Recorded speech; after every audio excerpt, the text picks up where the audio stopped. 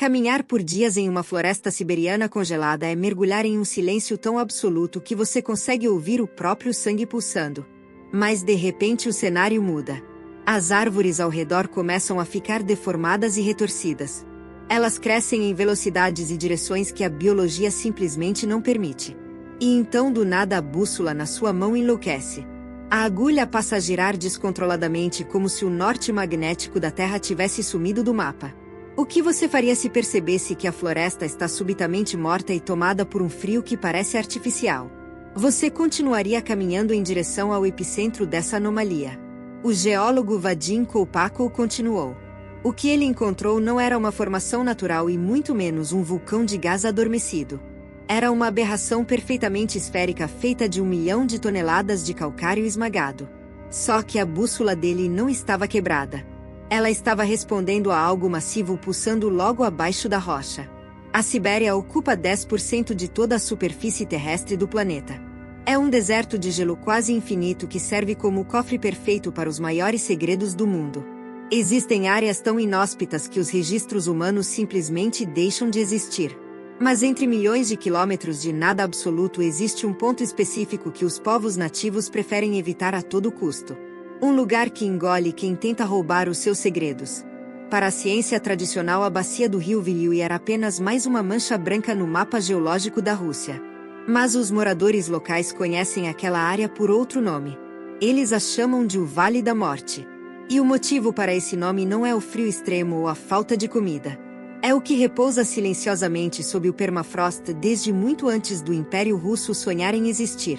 Quando Vadim Kolpakov chegou à região em 1949, ele não estava procurando lendas. Ele mapeava o relevo em busca de minérios. Ele esperava encontrar variações comuns no terreno. O que ele viu, no entanto, desafiava a gravidade e a lógica da natureza. Erguendo-se no meio de uma clareira perfeitamente circular estava um cone colossal com quase 40 metros de altura. No topo dessa estrutura havia uma cratera anelar e no centro exato uma elevação em forma de cúpula. Parecia o modelo matemático de um impacto capturado em câmera lenta. As pedras de calcário estavam esmagadas de uma forma que exigiria uma pressão incalculável. A visão era tão perturbadora que Kolpakov relatou aos seus superiores que a estrutura parecia ter sido construída de forma artificial. A ciência tentou explicar a anomalia com respostas reconfortantes. Disseram que era o local da queda de um corpo celeste.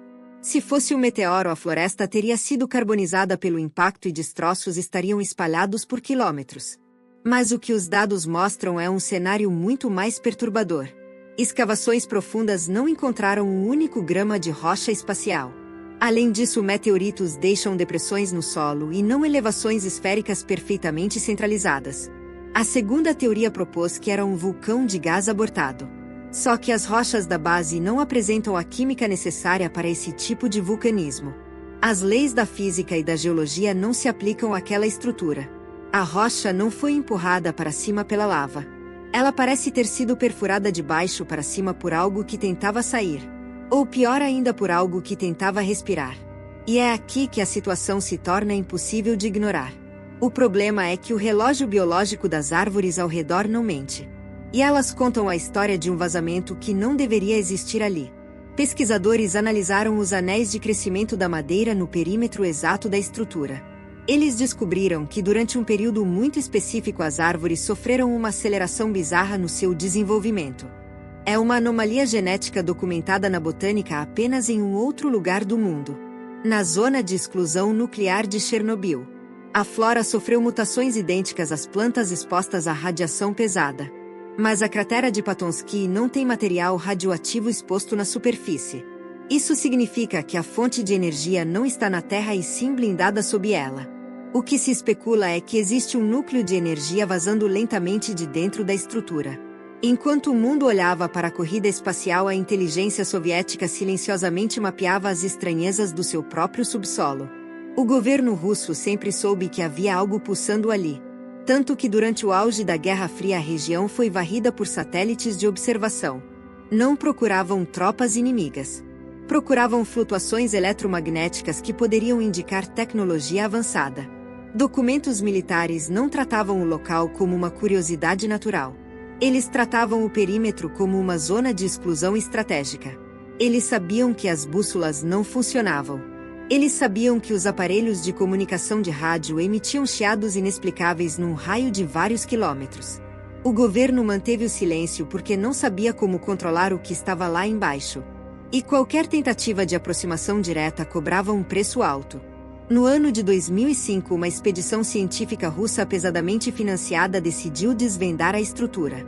Eles levaram equipamentos de ponta para sondar o subsolo. Mas o líder da equipe nunca chegou ao topo.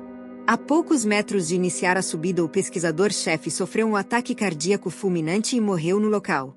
A equipe registrou que no momento exato do colapso os níveis do campo magnético da área flutuaram violentamente. O que se especula é que ele não sofreu apenas um infarto comum. Ele cruzou um campo magnético hiperativo que o corpo humano não foi feito para suportar. A estrutura agiu como se estivesse se defendendo. Como um mecanismo de segurança de algo que não quer ser perturbado. Mas e se Patonsky for apenas uma peça de um motor muito maior que explodiu os céus siberianos no passado? Em 1908, o lendário evento de Tunguska devastou milhões de árvores na mesma Sibéria com a força de 1000 bombas atômicas. Até hoje nenhuma cratera foi encontrada em Tunguska. E Patonsky é justamente o inverso. É uma cratera colossal sem a presença de um impacto. As tribos nômades da região sempre relataram a existência de caldeirões de metal vermelho enterrados no gelo muito antes desse evento. Eles diziam que dormir perto desses metais causava uma doença incurável e misteriosa idêntica à síndrome de radiação. Pesquisadores independentes começaram a cruzar os mapas magnéticos. As anomalias de Tunguska e os caldeirões formam uma rede que tem Patonsky como um de seus pontos centrais. A história parece se repetir em ciclos na Rússia. Como se algo debaixo da Terra fosse acionado a cada ameaça que vem do espaço. Em 2013, o meteoro de Chelyabinsk explodiu no ar antes de tocar o solo russo.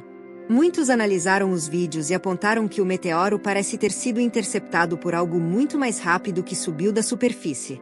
A teoria que assombra os fóruns de pesquisadores é que a Sibéria abriga um sistema de defesa automatizado. Uma instalação não humana deixada há milênios para proteger a Terra. E a cratera de Patonsky seria o respiro de um desses geradores de força. Recentemente, cientistas usaram radares de penetração no solo e sensores gravitacionais no local. A geologia não produz cilindros perfeitos e altamente condutivos. Mas os radares mostraram que ele está lá.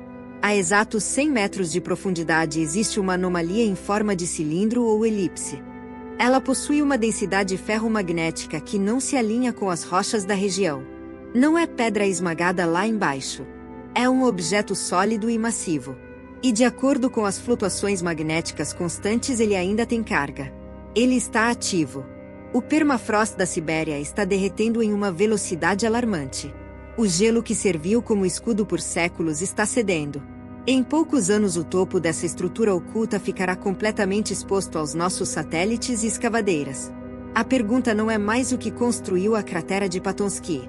A verdadeira pergunta é o que ela está tentando nos impedir de ver. Se você chegou até aqui e tem coragem de explorar os segredos que o mundo tenta enterrar, inscreva-se no Curiosidade Proibida. Deixe o seu like e ative o sino de notificações para não perder nossas próximas investigações. Comente aqui embaixo qual é a sua teoria sobre o que realmente repousa debaixo da Sibéria. E se quiser continuar nessa jornada, assista ao vídeo que está aparecendo na sua tela agora. Nos vemos no próximo Segredo Desvendado.